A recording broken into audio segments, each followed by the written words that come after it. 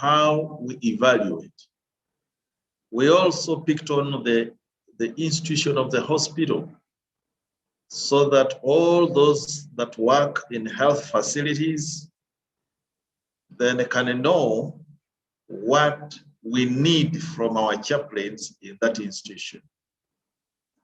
Then we came to Central here, and we evaluated the primary schools as sample, so that the primary school can also have a glimpse of what a spiritual master plan is. And then we went to North Buganda.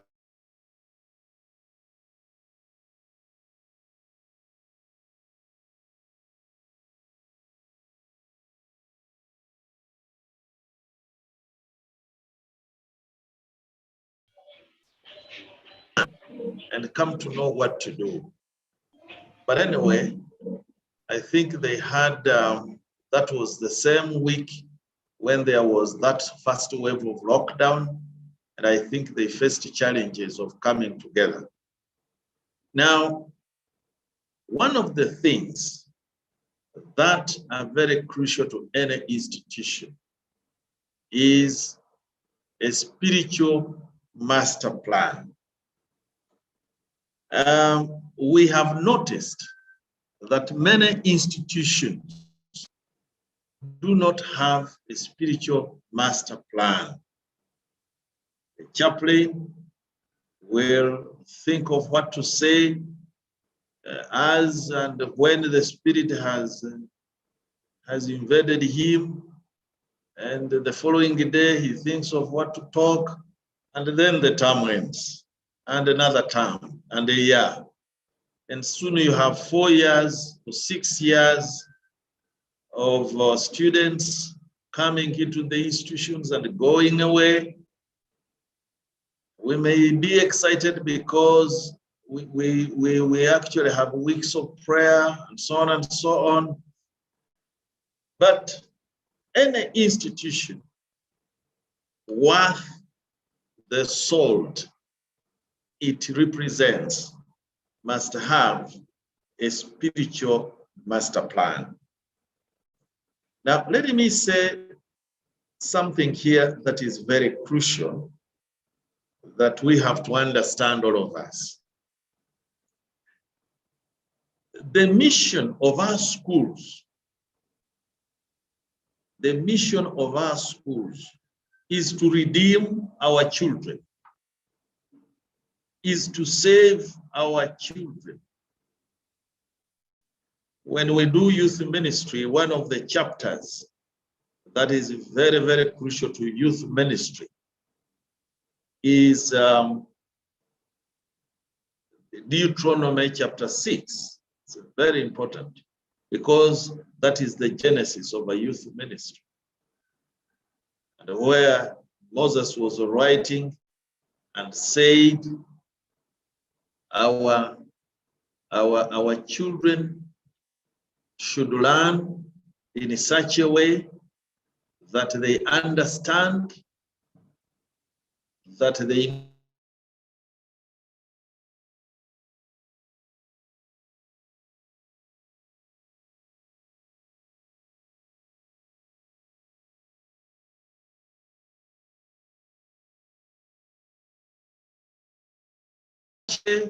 that it helps them to be redempted.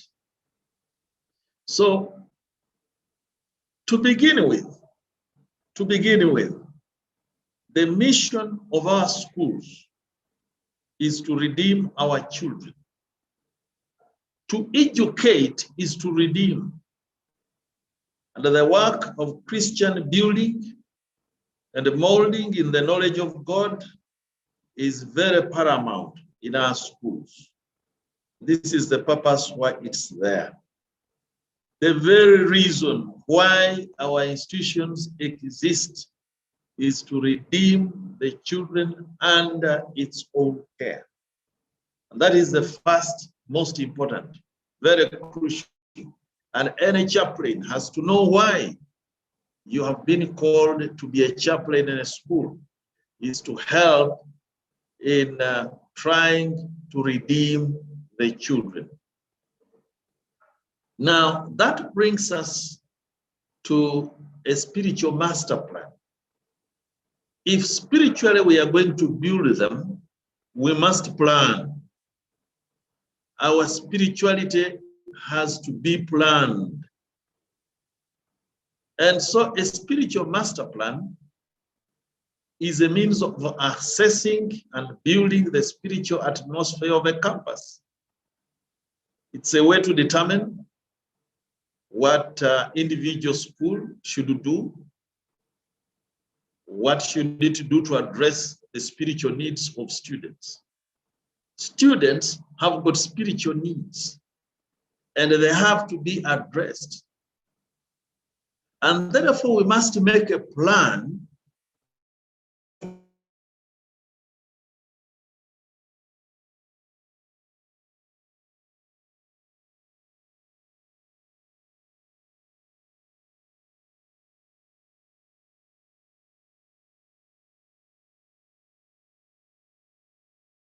will be able to make it to suit our organization.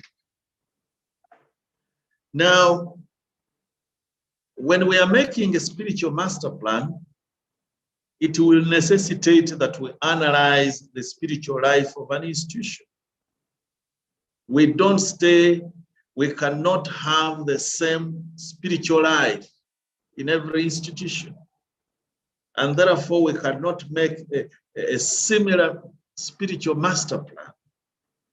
But we make a spiritual master plan based on the analysis we have made regarding our institution and the spiritual need it has.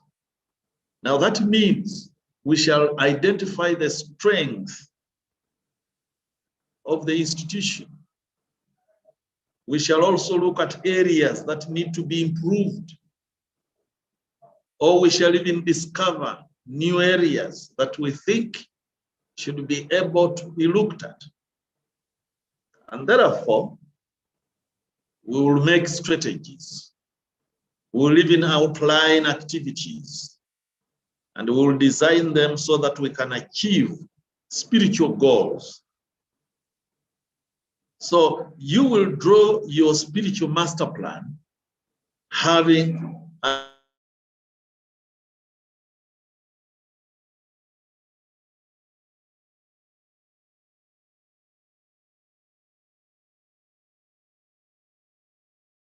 spiritual.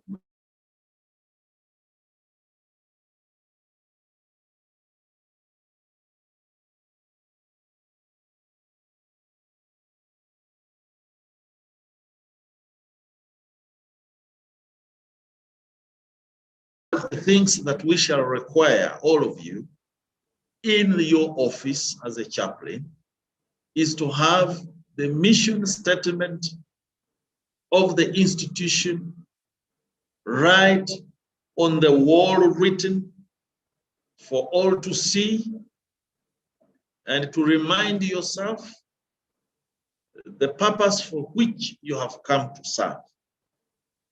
We all serve under a mission statement that is properly written. We have evaluated some institutions whereby you find they don't have a mission statement on the wall anywhere. If they do, then they have it in the bag around with it. Some is in tatters. Some is not even organized. Get the mission statement well written and also hang on the wall. You can even put it in front of the school so that whoever comes can know in brief what you represent. Does what you represent audible? Can it be seen? Can someone be able to know that this school stands for ABCD? Because the mission statement talks volumes. And whatever you plan, whatever you think, it has to be within the realm of the mission statement. So we shall draw our spiritual master plan. You will draw your spiritual master plan.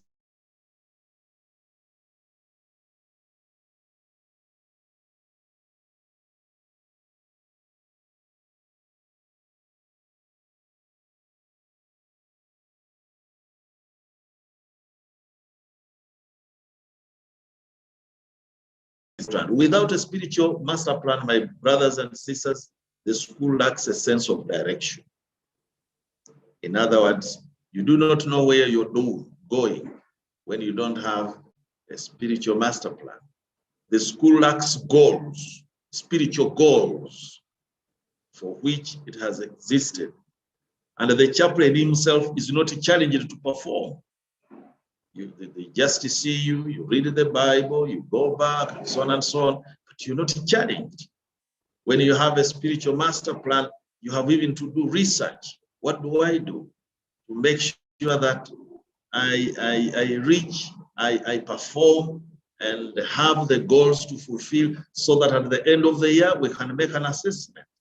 You can even make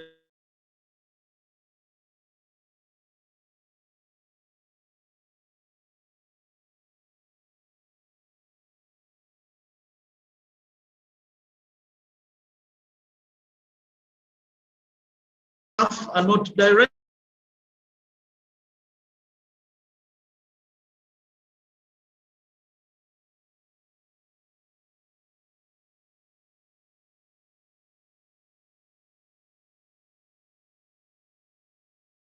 Explain what we don't have when we don't have a spiritual plan, how we will behave.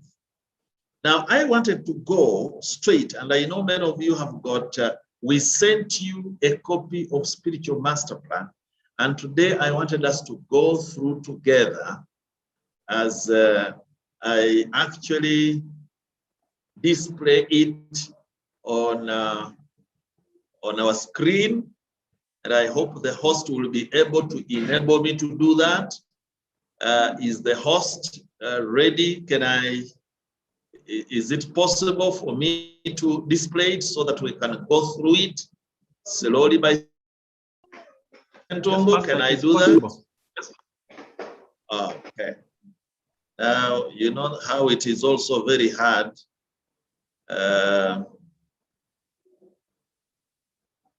You know how it is very hard.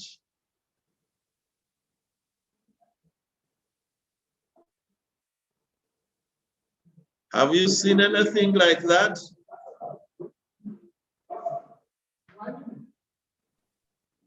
Have you seen? Not yet. Pastor, yes, first put it on the screen, and then you put it down, and then you go to the bar share screen, and then it will be displayed, and then you tap in, and then it is shown. Does it make sense there? Yeah, we are seeing it now. Okay. Okay. Now, do you see the guide plan? All right. Now, I wanted to go straight in there so that all of us can be able to, and I know some of you have got this already because we sent it when we were doing the first evaluation, and we wanted just to move together, and we should be able, I don't know if Pastor Sentongo, you have shared it with all the chaplains? Yes, Pastor, I shared it with Pastor Perez to share it to all the chaplains. Okay. Yes. Okay, thank you very much for that. That is very good. So now, this should not be very hard for us to actually understand. And it's a simple one, but it is also very demanding. And it is important that we actually look at it. I wanted to have somewhere to begin with. That is important. We shall just pick on a few things.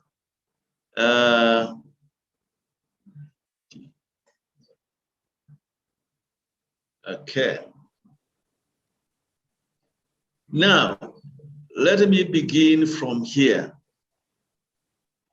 And there is a statement here which says that John chapter 15, verse 16 calls on all of us as leaders. He says, "You did not choose me, but I chose you and appointed you to go and bear fruit, fruit that will last. Then the Father will give you whatever you asked in my name." And in other translation, he says, I ordained you. I ordained you. God has chosen you for the purpose of bearing fruit. And so when we have our students within our jurisdiction, it means there is a purpose for which they have come so that they can bear fruit. And he adds on, fruit that will last. There is an impact that you put on a student when that student is within you, your jurisdiction. That's what the Lord is saying. Then he promises, then the Father will give you whatever you.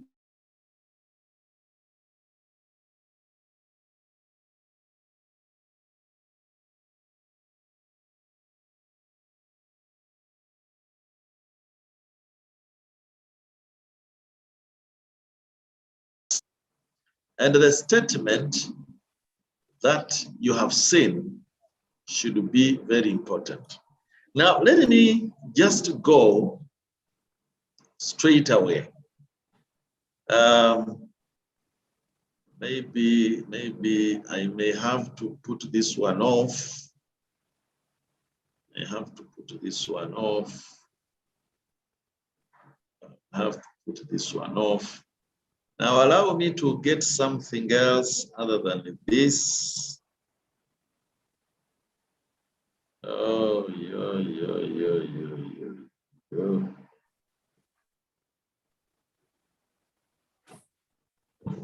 Let me get something else other than this.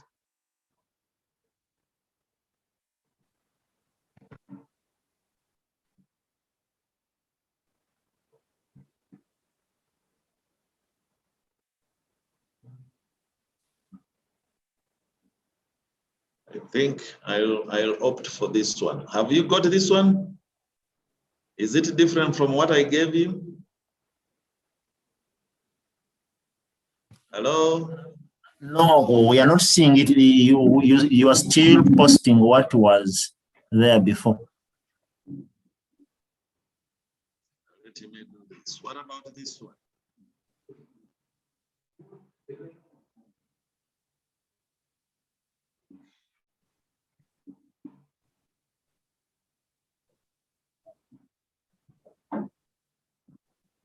Have you seen something new?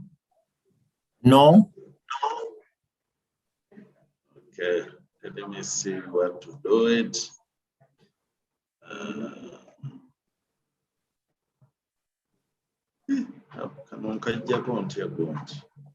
Okay. What about, have you seen that? No. Hey.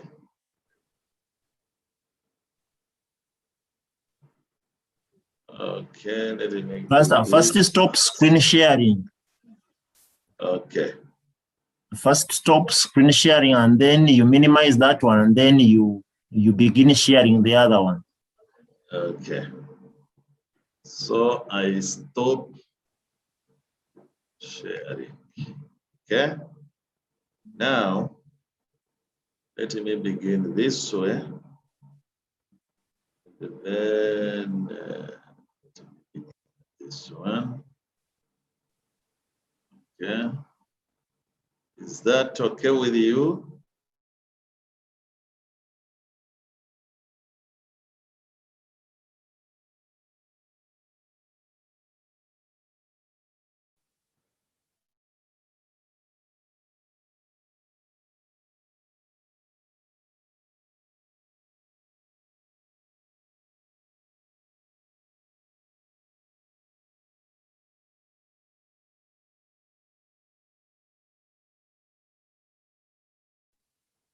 Do you see that one? Yes. Hello? That one you have brought a new one now. We can see it. Okay, I think that is the one we should look at. Now, the other one I showed you is what you are going to be doing. Are we together? But let's begin with the preliminaries.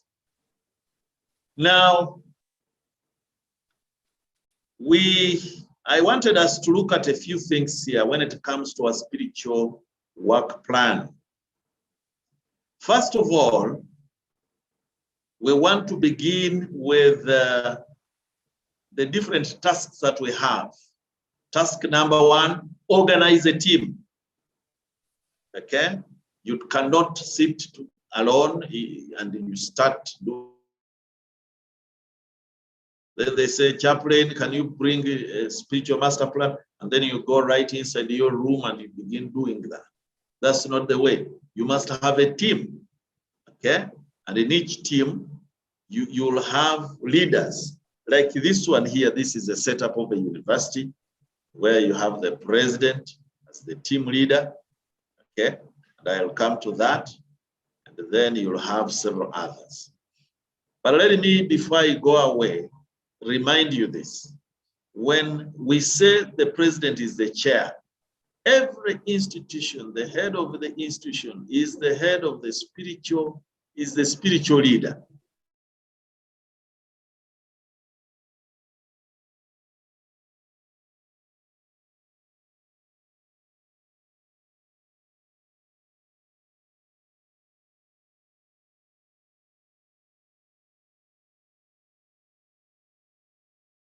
Number two, appraisal status.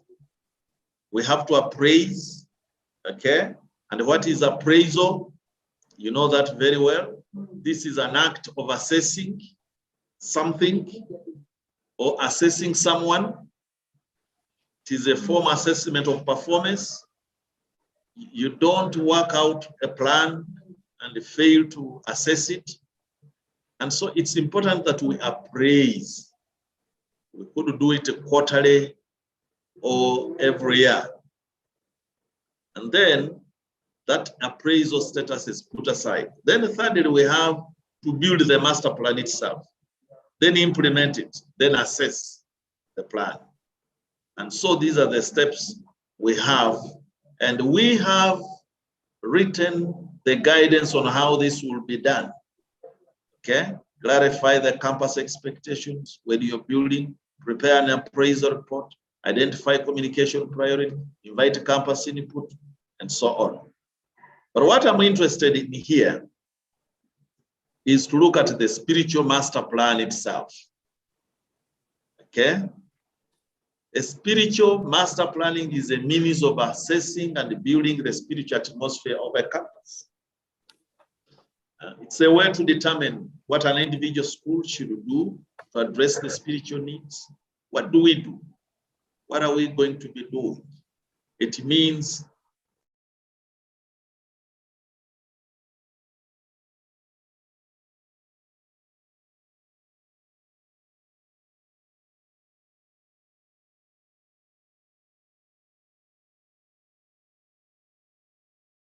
to be involved.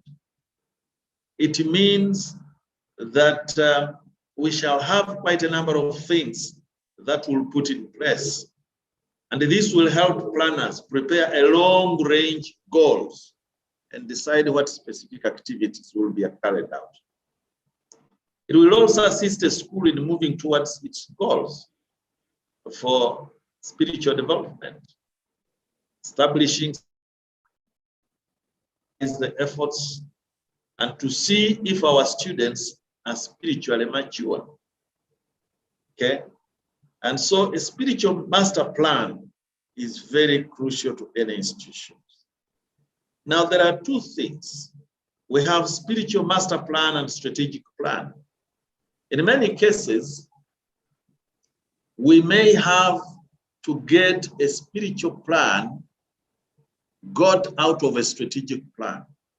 But it is also possible to have it a little outside the strategic plan so that the mission of the institution is the guiding principle of the master plan, of the spiritual master plan. And so we may get the spiritual master plan and integrate it into the strategic plan. But we can also develop it totally separate from the strategic plan. It depends on what you have decided as an institution. Personally, I would still say we follow according to an institution that you have and do that. Now, there is an item here that I was interested in that I wanted us also to look at. Ellen White has got some quotations that I wanted you to look at. He says,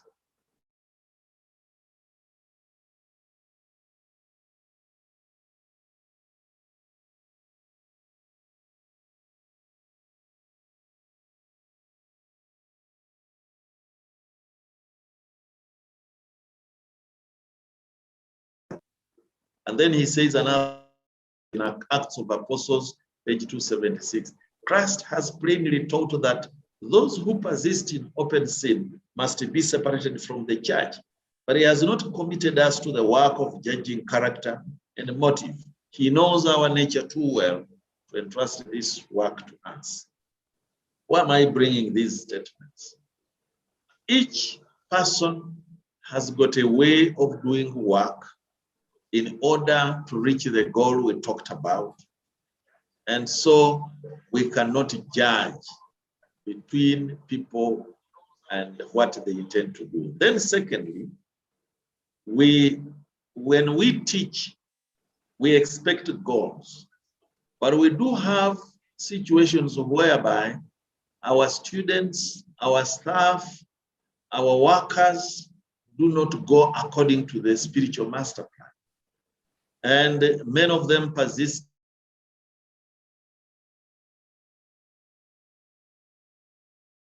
separated. I've brought this because many times as leaders in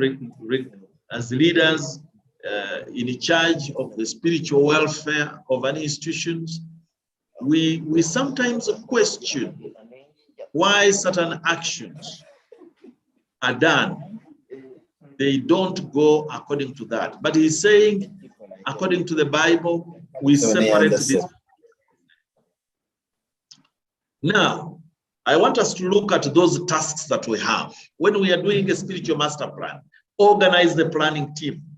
We have already said that. Appraise the campus status. Okay? Build the spiritual master plan. Implement. And there are in details here that we wanted to look at. Organize the planning team. Who will be responsible for the spiritual master planning? The institution leader, okay, is the spiritual leader. And I want you to know that. The other day we were asking the chaplains, who is the spiritual leader? He says, I'm myself. A chaplain is not the spiritual leader of an institution. The institution leader, the head teacher, the vice chancellor, the chancellor himself is the spiritual leader of an institution. Okay? So as a chaplain, you are the individual responsible to coordinate the implementation and coordinate the spiritual master plan team. So such questions will be asked as we organize. Who will be responsible for the spiritual master planning? To whom does the committee report? This is important. Okay? The team should be chaired by the president of the institution. In our case, we can say the head teacher of the institution. Okay? How is the planning process funded? And this is one of the questions we normally ask the chaplains as we came for evaluation. Is your chaplaincy department funded? Okay? And this is very crucial. Every chaplain has to know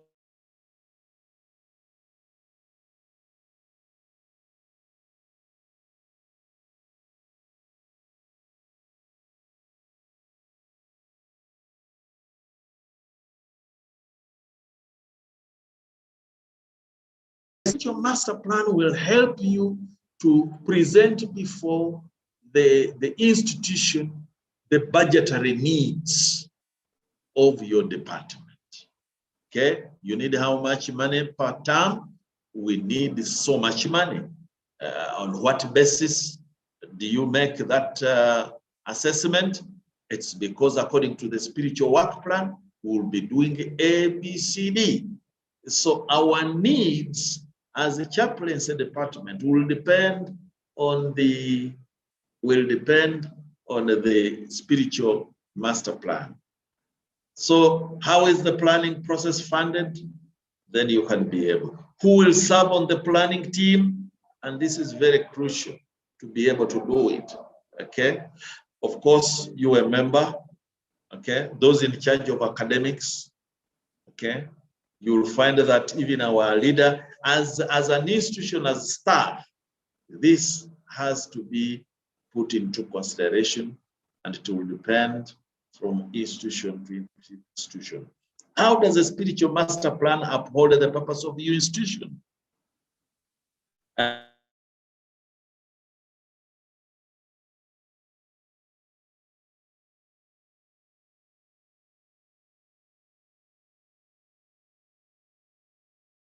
To discuss in the action plan, there should be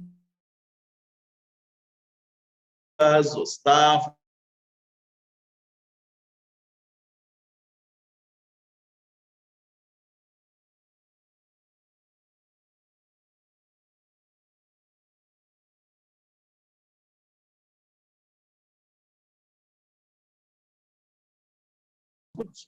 to what do we aspire? What is our dream? What is our purpose? It's imperative that these are known. So a mission statement will actually bring out our core values as an organization. And the mission statement should be formulated with the participation of a wide group of individuals representing a large range of interests. And this is very important. I was going to ask how many of us have got a mission statement. I want to assume that all of you have got it, and you should know it by head.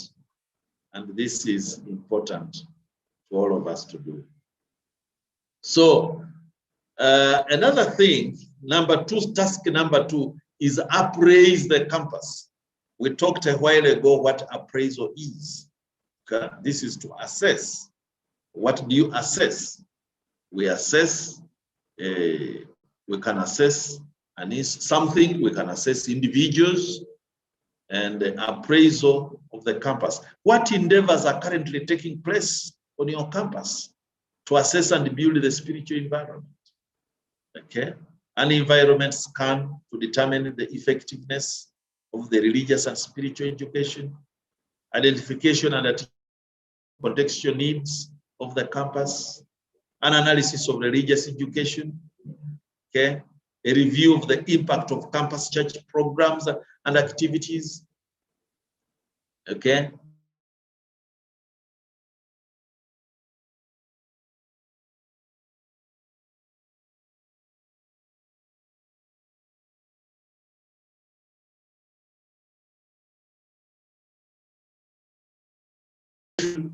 They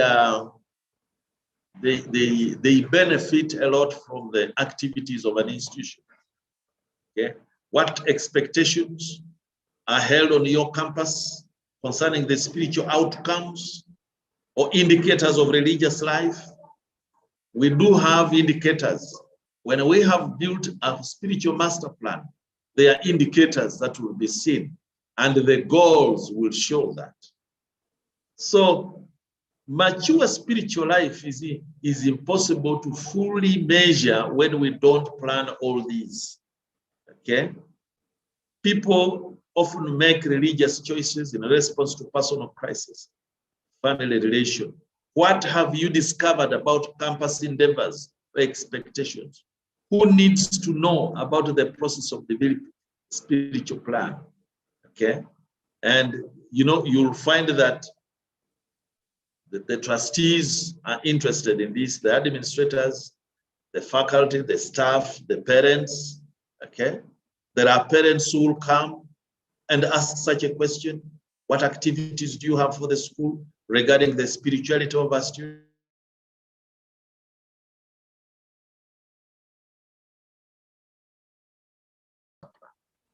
At the end of the term, at the end of the year, we expect to find the goals A, B, C, D. And these are some of the things that will bring a parent or anybody that is interested to know what to do. What contributions would your faculty, staff, and students like to make to your discussion of the spiritual needs and the goals of your campus? And this is very crucial. I have found out that in many campuses, our staff and the faculties are not part of the spiritual activities of an institution. And what happens is that they start saying, well, me, I'm not concerned, that is for the chaplain, that is, but every staff, every members of the faculty have to be part of this spiritual. They have to own it. It's part of them, because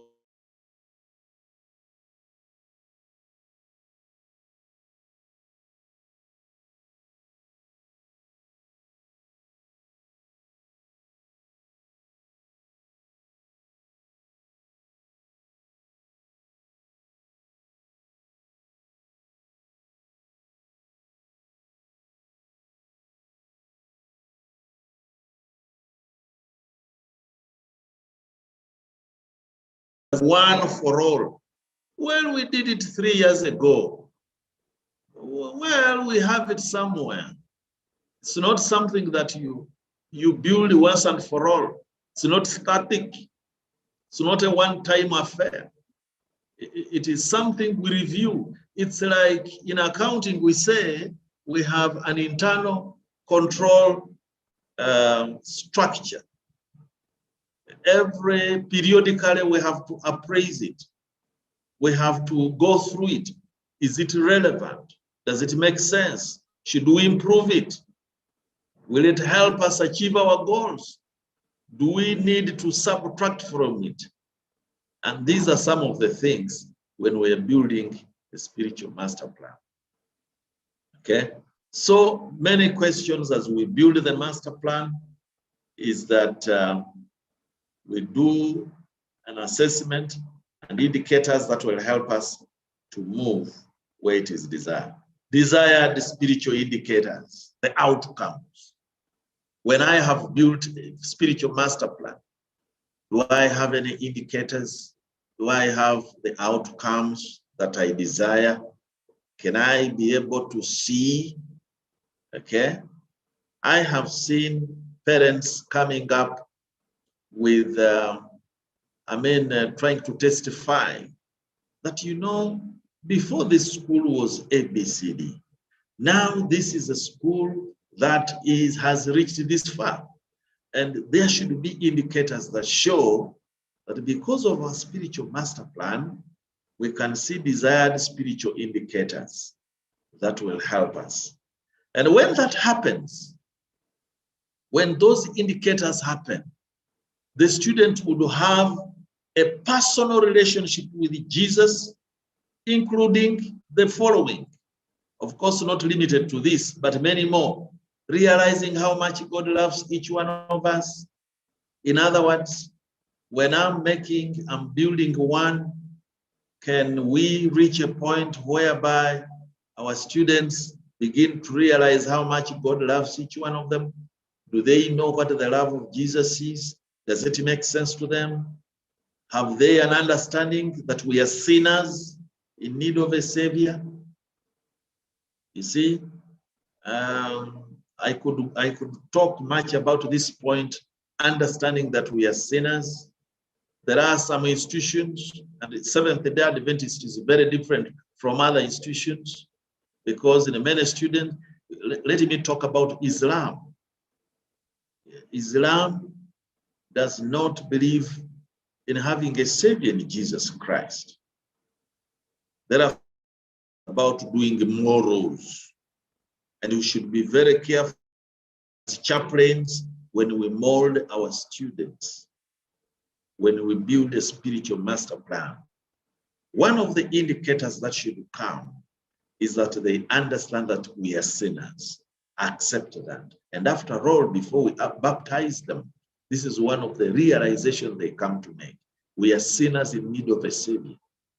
And they should be able, after building the plan, and we have brought it to them, committing their lives to Jesus Christ. Why do we have hundreds and hundreds of students, and many of them are not committing their lives to Jesus Christ? Maybe we have not built the spiritual master plan to the extent of implementing it, and we don't have any students. If they are there, they are just a few. And many times they are members of our church, because at home they were told, please, we want you to get baptized, and then they get baptized at school. And so when we have multi-sect students that come from different religions, they should be able to commit, accept the gift of salvation, regularly seek out opportunities to grow spiritually. Do we have within our institutions students themselves seeking out to grow spiritually? Do we have them? Are they a result of the plan we have made? Devotional, devoting a regular time for private Bible study. Let me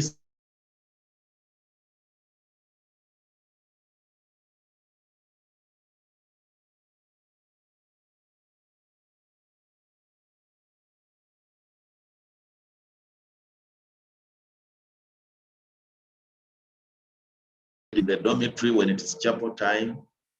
I just have to go there. It's not good to have our young people come to chapel because for form or for fashion. But they should have a habit.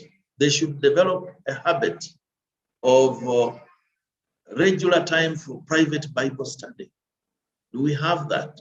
Can we say that our students have reached that type of maturity? I'm having my personal Bible study. Having an active prayer life.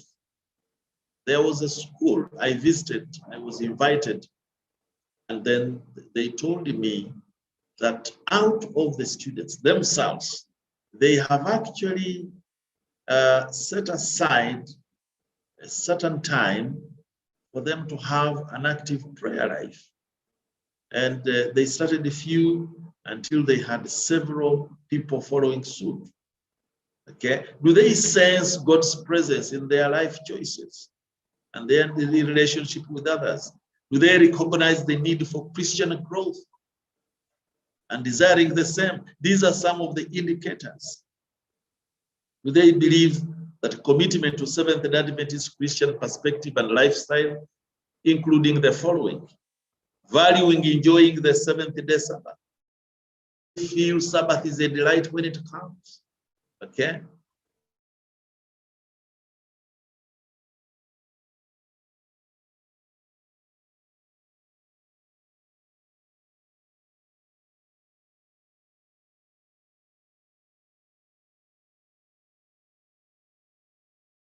We make our plan that our students may know that sin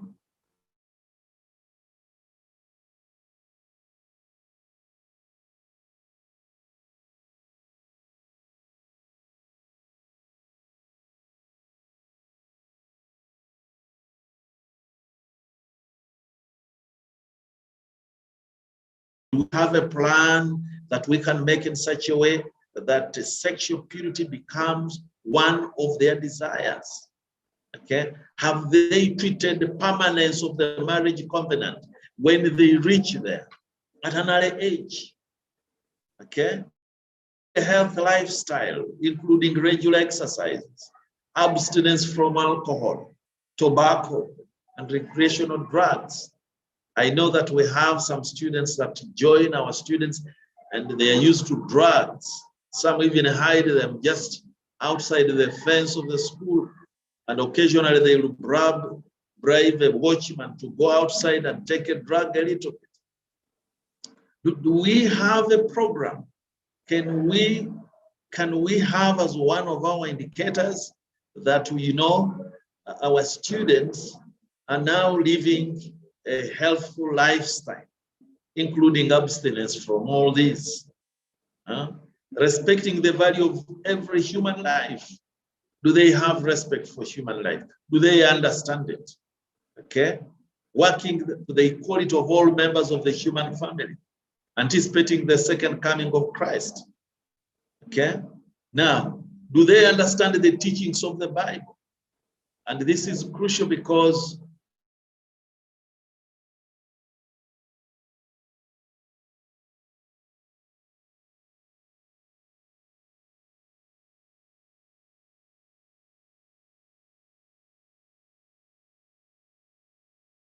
doctrine, okay?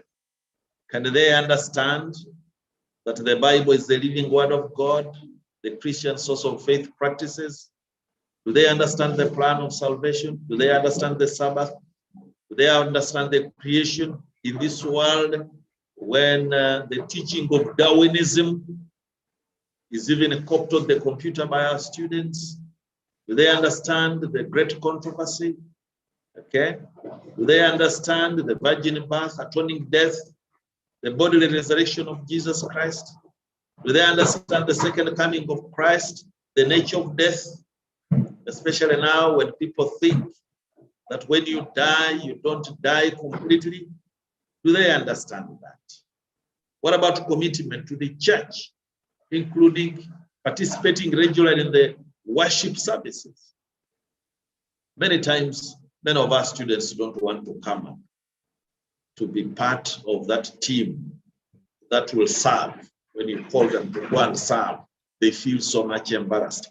Do we teach our students in such a way that particularly participating in the worship service is paramount to them? Are they willing to use their talents and abilities in building up and expanding the body of believers? Okay, these are the things that they come up with as they grow up spiritually. Do they understand the special role and the mission of the Adventist Church? Okay, or do they just join for the sake? I was so amazed that in some institutions, because those who are going to be baptized are going to have a special dish, and then he says, well, I also want to get baptized. Do they take their vows for baptism so seriously so that it is not something you enter into leisurely? Okay, do they appreciate the encouraging and unique gift of Ellen White? These are some of the things they should know as they grow up in the church, not at the university, but early in the church, so that they do that. What about commitment to making a positive difference in the world? Okay, valuing one's vocation and call to service to God. Okay, witnessing for Christ, even in their workplace. Do we teach them to witness so that when they eventually leave their institution and now they have received a job, they have learned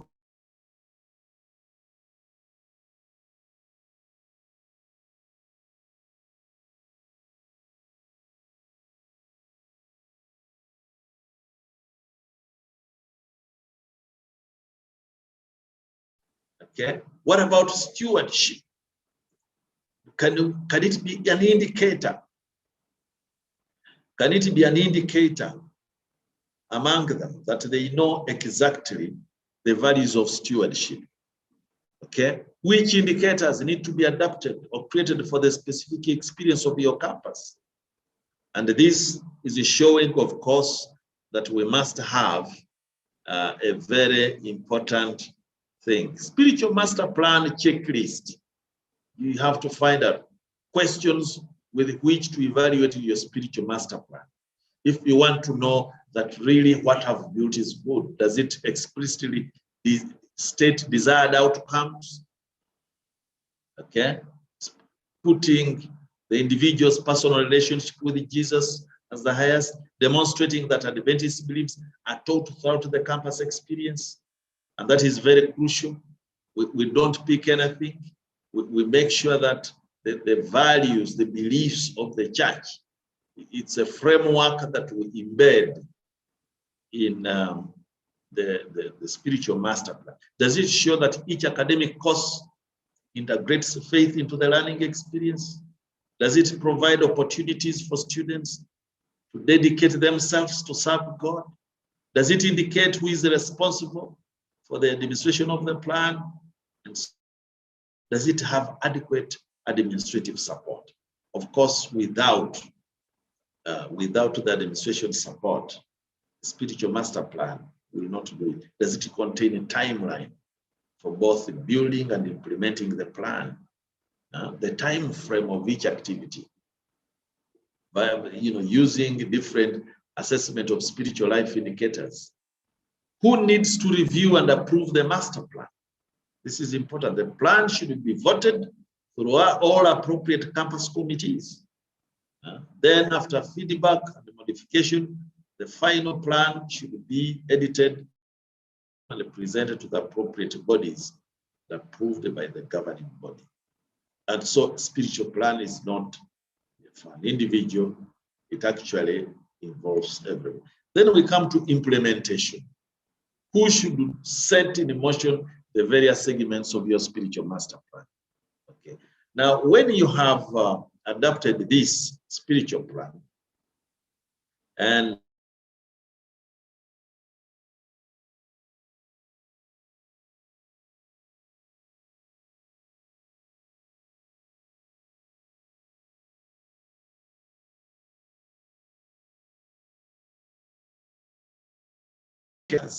which you identify as being the implementation responsibility of the chaplaincy, who will be assigned for action and evaluation with all the areas dormitories. Results will be shared with the spiritual planning team. Which assessment methods are appropriate for each of the spiritual indicators? That you also have to make sure. Now, assess the spiritual master plan. Assess it.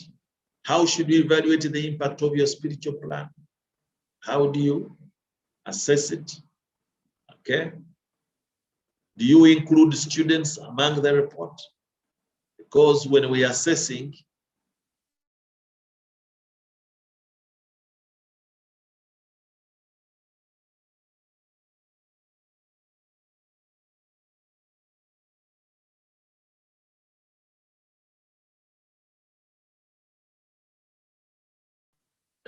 changes.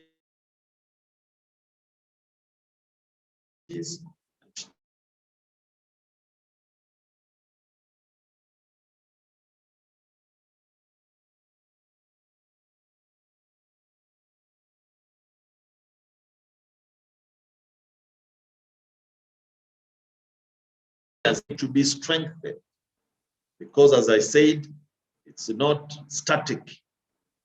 You don't just build it and then you leave it. It is something you have to look at. You see the progress, you see the strength. Can we improve it? Okay. Is it relevant now to the period to which we first set? You may set, as I said earlier on, when we have needs, sometimes those needs are met during the process of implementing a spiritual master plan. And once they have been met, then the team has to come together and reassess and rebuild a master plan. What is affected by the decisions you reach in assessing that? That's important to have. Now, these are some of the things that we have to look at it. Now, the past two, maybe before I go to that,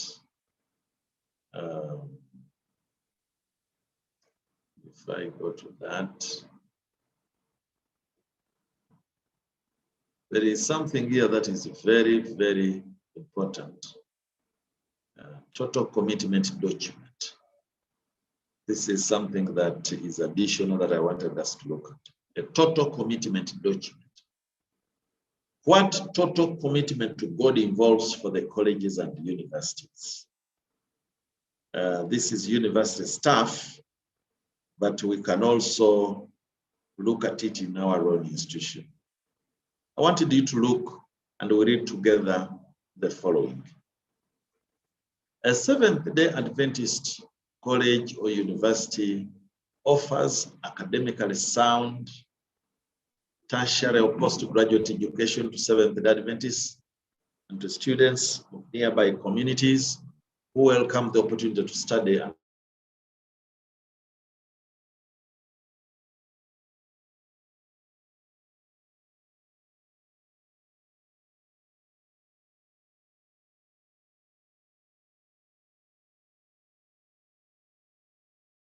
produce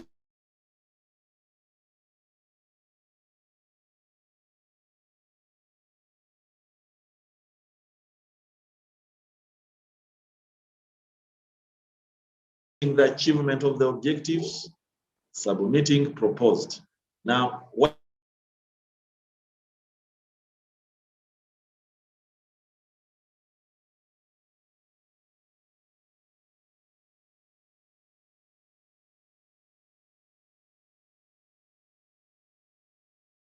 and before they go out, a student must have in mind what we call total commitment to God. And to show that this commitment, he should be able to have the following points that we have put aside. And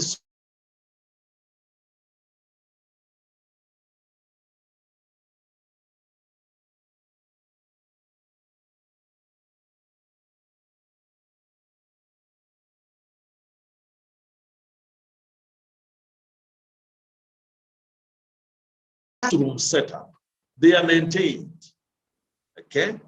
And during the time of stay, the faculty, the staff, the student, they engaged in the gospel witness and Christian service as a preparations in going out when they leave the gates of the education. This is what he was trying to say.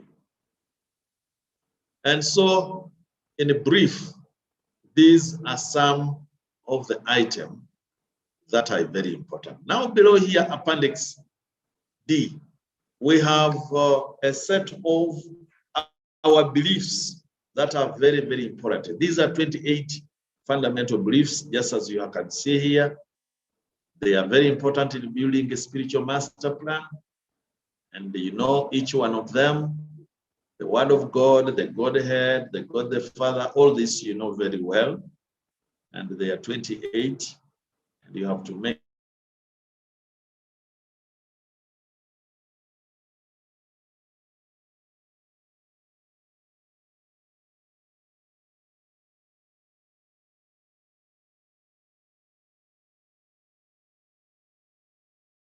what you are building is a pertinent to what you have here, okay?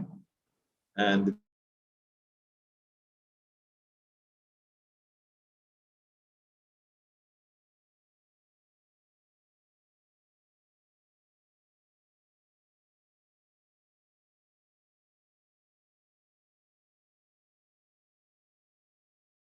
one thing that the other papers that you saw, which I first started with, this is now showing you how to actually build a spiritual master plan. This is building itself. This one is a guideline to show you.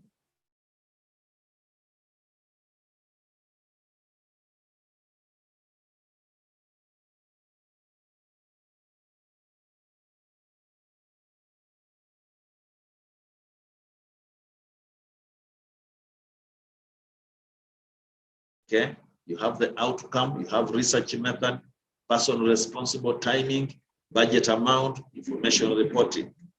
This is actually, I want to end here.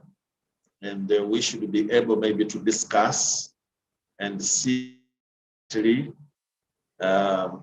how this can help us to actually show us the spiritual master. So in brief, ladies and gentlemen, you cannot avoid the spiritual master plan of an institution because it gives a sense of direction.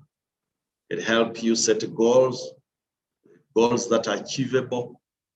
You don't set up goals that are high in the ceiling that you won't achieve. And it helps the staff, the faculty to move along with you so that as a chaplain, you don't work alone in isolation. They see you like an auditor, all of a sudden coming up with the Bible and condemning. You're moving together as an institution so that you have goals that are spiritual. In an institution, we have academic goals, but so do we have spiritual goals. And if we have spiritual goals, we have to plan how we shall be able to get over there. May God bless you as we get questions here and there and discuss and move on as a team, because as I said earlier on, that every institution has got a mission, but the mission of our schools is to redeem our children. They have to be taught in such a way that redemption comes to them. I like Isaiah when he says, our children shall be taught of the Lord, okay? And you have been put in institutions to represent God, making sure that our students move in a way. Let me also say this lastly, that many times it has been disheartening for somebody to say, what is the difference between our schools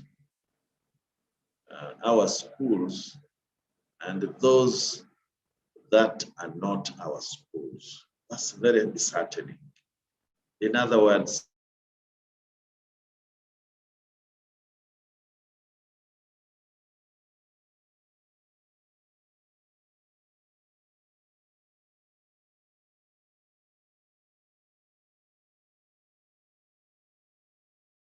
staff and faculty are wanting, our students are not directed, and everybody is doing the way they wish. I was reading the book of 1 Samuel chapter 3. It is a very disturbing statement in verse 1, where he says, especially the second sentence in verse 1, that the word of the Lord was very rare. And when he says it was rare, of course, he's reckoning what was happening in chapter 2. Chapter 2, you find the children of Eli behaving as if they are prostitutes. Everybody was doing the way they wish. And so, chapter 3, verse 1, he says, the word of the Lord was rare. They rarely heard from the Lord. They rarely received vision. Israel didn't have a spiritual master plan. Even when they brought sacrifices, even when they used to go to Shiloh, but even the priests were behaving the way they were, despite the warning of the Lord. Eli reached a point of saying, well, if God is going to punish, he's God. Let him do what he feels he should do. Many times we can become so complacent.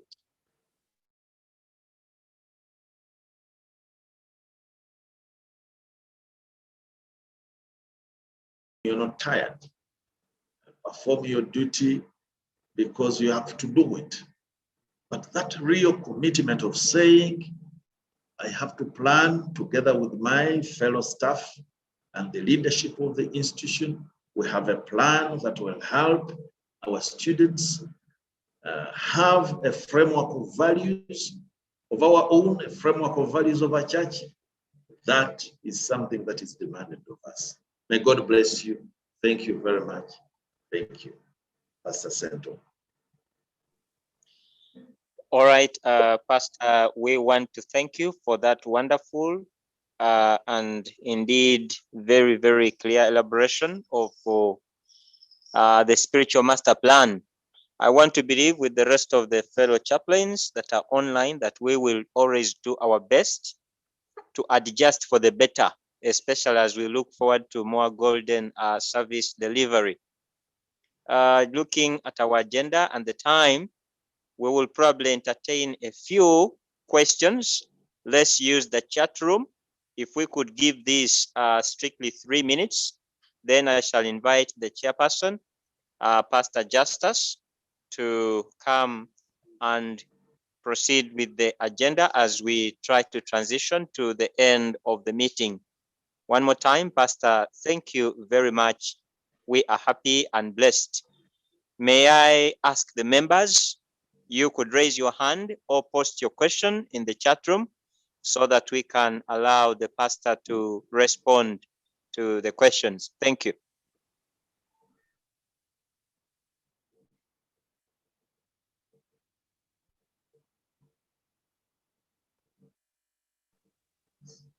Yeah, Pastor Sekakoni, Gideon Henry, you could start. I saw your hand up. Okay, thank you, Pastor. I think I'm a little bit loud because the weather outside here is not so good, but I hope I'm loud. My question goes to Pastor Mumbere. First and foremost, I thank you for the word of wisdom, the words which are very important, especially to our ministry as chaplains. But my concern is about church-related schools. That what I've heard and I've noticed that the spiritual master plan requires the entire administration, the entire Adventist community of the school that is concerned about the spiritual welfare of the school to take a part. So my concern is, are you aware that in some schools you find that the entrepreneur, the sole proprietor is as the owner of the school is an Adventist, and the head teacher is not an Adventist? You can see that even the deputy, you can find that it's the doors, among the administrators, the doors and the chaplain, and some of few staff members who are Adventists. Now, how is it possible that this the implementation of the spiritual master plan can be done without because we have seen that the head teacher is the spiritual leader of an institution. So how are we going to do that one? I think I'm clear. Thank you. Pastor, kindly, if you would allow, I beg let Pastor Chomhendo also bring his question forward so that you can respond to the two at once. Pastor Chomhendo, I saw your hand up. I think Pastor has noted. So you also go ahead, give your question, and then he'll respond to those two first. Thank you. Thank you very much, Pastor Cheyene. I would like to appreciate Pastor Mumbere so much. This has been my prayer, because when we witnessed the assessment, we are challenged, because all along I thought that the master plan or spiritual master plan is this normal work plan. To realize it is a big thing than what I knew. And therefore, I wanted to thank Pastor Mumbere for such clarification. And this gives me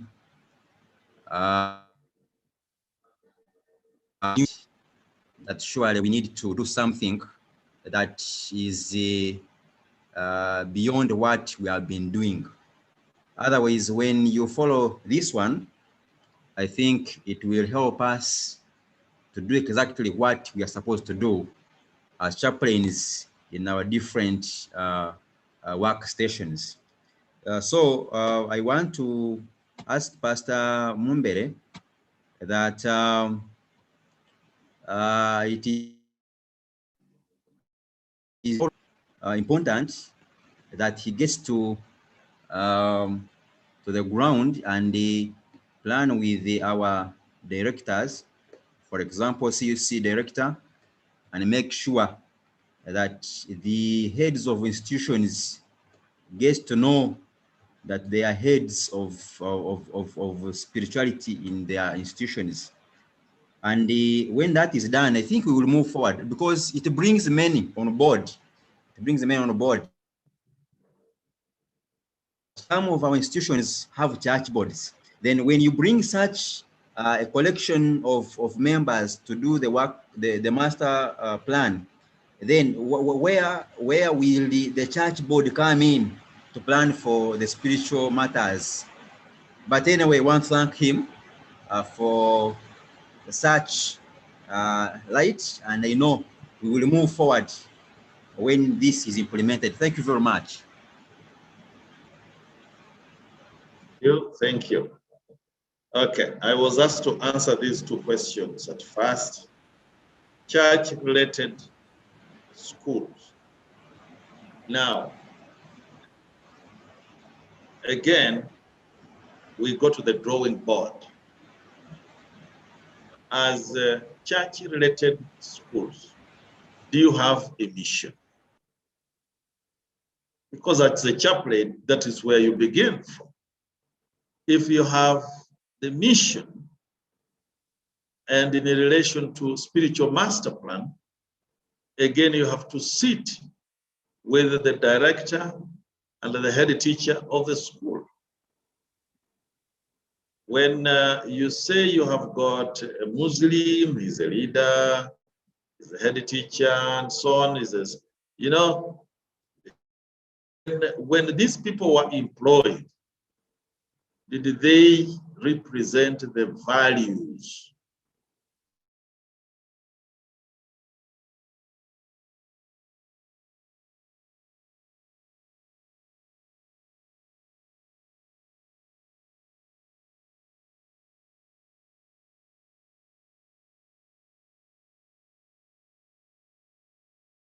how your spiritual master plan will look? Because they also have to follow that. Otherwise, you'll hear the board of governors saying, no, we do not need you because you do not suit the master plan, the goals of the institution, and where you're heading the institution, the institution is not leading us there. So the bottom line is, as a chaplain of a church-related school, get to know the mission of the institution. Secondly, you as a chaplain in that institution, you have to fit within the mission of the institution, and so that you can be able to move together. And so another question, I think this was a compliment from Pastor Chomhendo, and he's requesting that we go to the ground. Okay, that's okay. But you as the key player in the implementation, you had to know this first. And then our institution should be able to know it also secondarily. But I also think that having received this spiritual master plan, you should be able to share it with the stakeholders of the institution, the players in the institutions, the head teacher, the board of governors. You should make your requests known, because I know as a chaplain, there are requirements that are needed of you. What do you present to them? And one of the things I should think is to say, look here, much as we have got an academic plan, from the doors, we also have got a spiritual master plan we need to build so that all these move together, and we can be able to build it that way. I don't know if I've answered what you said, but the bottom line is, as chaplains, we have to stand up, okay? When I'm given tools, what constitutes that tool? We have a mission statement. Am I relevant to the mission statement of the institution where I'm serving? And can you make yourself relevant? Can you with the staff and faculty and the leadership of the team so that, because let me ask you, my brother and sister, not just asking you, when you employ me, to make decisions. And if you've not employed me to make decisions, have you hired a robot? You employ me so that I can be part of decision making. And this is part of it. And when we bring it to you, when you bring it to the leaders that are concerned, you're saying, look here, we have a plan for this school. Spirituality is at stake in this school. And this is why you needed a chaplain.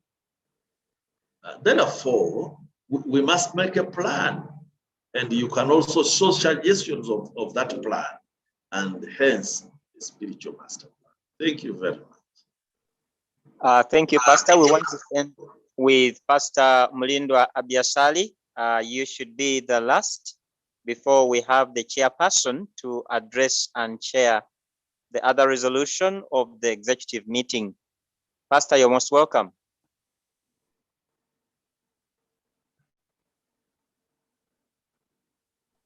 Pastor Mulindwa Abiasali, please unmute and pose your question.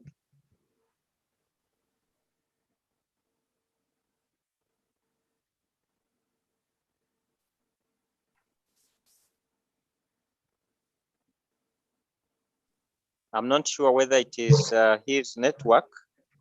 Pastor from Chitama, maybe he was testing.